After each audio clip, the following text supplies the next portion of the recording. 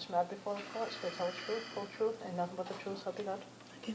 Thank you. Good afternoon, Ms. Roy. Good afternoon. It's very, very important that you keep your voice up nice and loud, please, for my benefit as well as the benefit of everyone in the room. Please state your full name and spell your last name for the record. I'm Camden Roy, R-O-Y. Thank you, Ms. Roy. Ms. Roy, we're going to try to make this as easy for you as possible. Why don't you tell me what it is you would like me to know and to consider? Should I just read? You certainly can, yes. Or not having that one person I've been with every day since birth here and more is a pain that I will Louder, please. that I'll always keep with me for the rest of my life. Not having my brother always going to be there for me, and knowing that will always haunt me. Knowing I'll never be an aunt to Conrad's children or get to see him getting married is something I never thought I would have to live with. He gave me an amazing 13 years, being my best friend and the best role model any little sister could ask for. Not a day goes by without him being my first thought waking up and my last thought going to bed.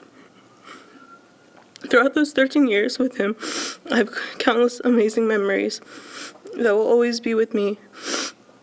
From stuffed animals fights in his bedroom, to him trying to teach me how to throw a football, catch a baseball, and shoot a basketball.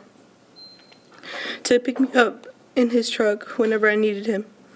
It's crazy to think that whenever I needed him, he was always there for me. But it's even crazier that now, whenever I need him, he'll never be there for me. And again. I wouldn't trade those short years I've had with him by my side for the world. I'll never get over this pain I feel every day. But I know that he loved me more than any big brother ever could. Thank you very much. Is there anything you want to say beyond what you have read to me? No, thank you. All right, ma'am, then you may step down. Thank you very much. Do you have a further witness? Thank you, Your Honor. Conrad Roy Jr., please. All right. That is, as I understand it, the father of this child, That's correct? correct, Or this young man, pardon me.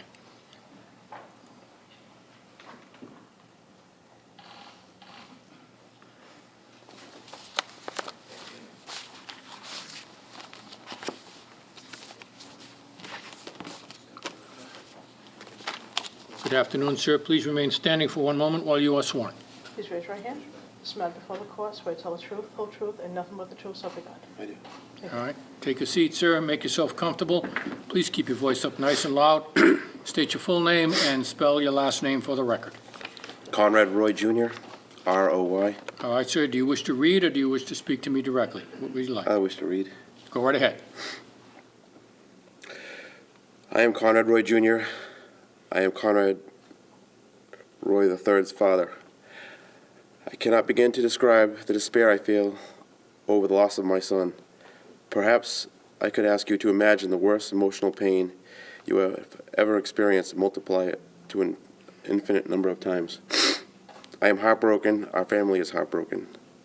My son was my best friend. Through the height of his depression, I was by his side trying to build his spirits and to affect his behavior positively, striving to lead him towards the bright future that was before him. As late as July 6, 2014, we were towing a fireworks barge back from Falmouth, and Coco drove the tugboat through the hurricane barrier by himself, with only the guide of a proud father watching over him. Coco was my first mate. In our future, I envisioned teaching him more skills and sharing my knowledge with him. Coco was sensitive, loving, intelligent, compassionate. He was a member of a supportive and wonderful family. His sisters adored him, and he was an excellent older brother. Although he did have some psychological troubles, we all felt that he was heading in the right direction and over the worst of it. Time and positive support from family and friends were critical to his emotional well-being. He had such a bright future. Michelle Carter exploited my son's weaknesses and used him as a pawn in her own well-being. She has not shown any remorse. The fact that my son was convinced to kill himself makes his death unimaginable. How could Michelle Carter behaved so viciously and encouraged my son to end his life? Where was her humanity? In what world is this behavior okay and acceptable? Coco is missed beyond measure. His family misses him, his sisters miss him, his friends miss him, and I miss him. The last words I said to my son was, "I love you." And Coco said, "I love you too." I miss him every moment of every day. Thank you, sir. Is there anything you would like to add? No, Your Honor. Thank you very much. Ms. Flynn? With the court's